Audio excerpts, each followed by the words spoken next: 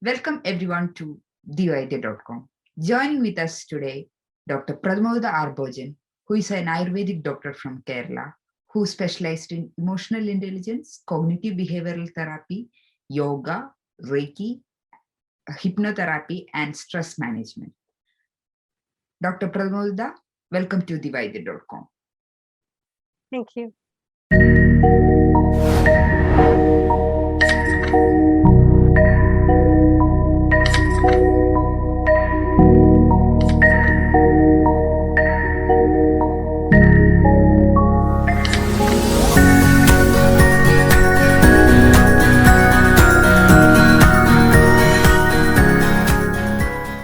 Today, we are addressing various questions we received from the users of thevaidya.com regarding post-retirement stress and depression. Let's go to our questions. Why is depression happening after the retirement? After retirement, people are losing their identity. Most of the people are known for their job they are doing, like the person working in a company or the doctor at the government hospital. So, on a fine day after retirement, people are losing their normal track. Whenever there is a deviation from the normal routine, there arises a stress. And if this stress is not managed properly, it gradually leads to retirement syndrome.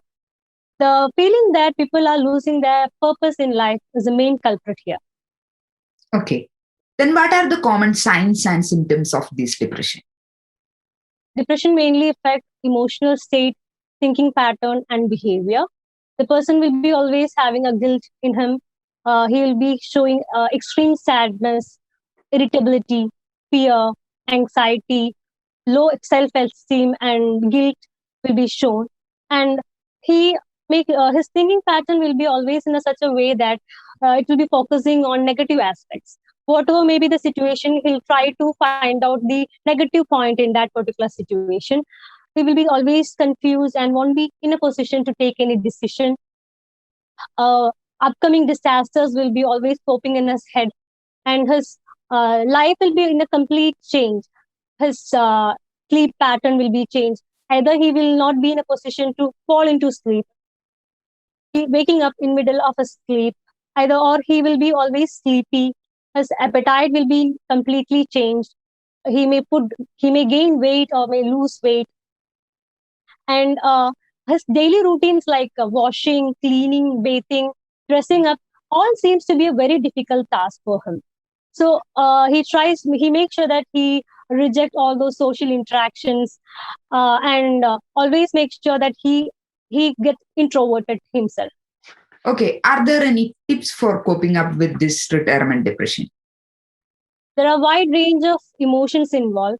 When they are either suppressed or denied, lead to unhealthy coping skills. So it's always better to have healthy coping skills.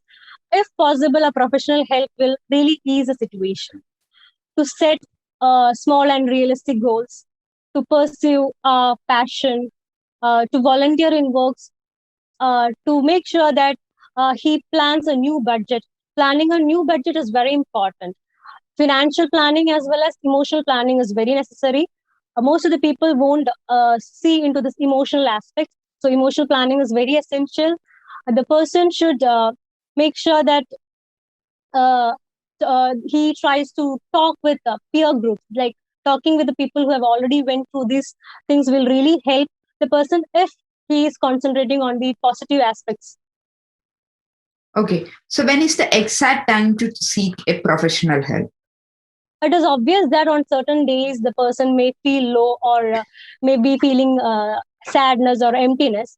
But if these symptoms prolong for a longer period of time, then it is high time to seek a professional help if he is more focusing on the negative aspect of life and is slowly, gradually developing a negative thinking pattern.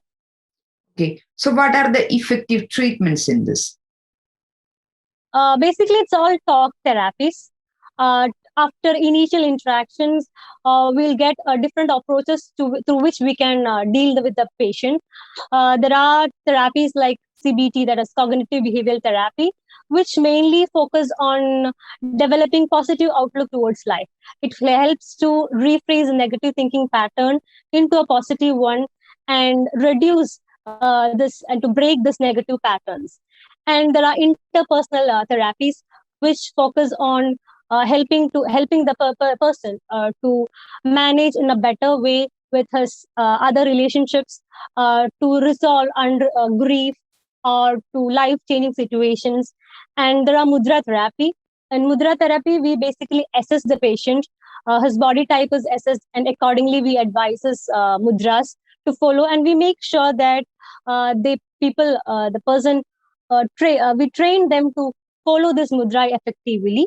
And there are meditations are there, and there are different mindful therapies are there.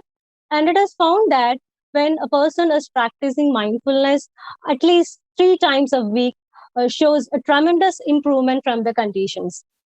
Also, we use medications and supplements accordingly. That's great. So, how we should get help if our loved one is experiencing this?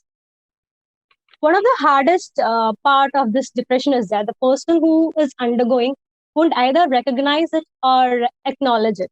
So when we find our dear ones going through such condition, we should approach them with much compassion and love, and gently we have to point out that whatever things that concerned us, or the things that we saw that there is some change in him, we have to gently point them, and encourage them to be to speak out their emotions and to reach out for help if needed. This retirement is not only based on one particular person. It is based on it also involves the other family members, because the whole dynamics of the households are changing, the roles and relationships are changing, so the either party needs to adjust.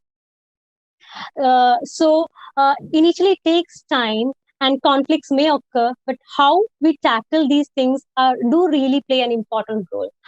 One of the case we saw is like a lady was brought with postpartum depression, and after initial interactions, it was found that her mother-in-law was a retiree, and who had planned her entire retirement life on her grandchild and family. But this lady as well, that daughter-in-law and the grandchild was not available for her. And this created a conflict, and the both sides affected a lot. Both people underwent this depression. So the family involvement and interactions and how we tackle things do really play an important role.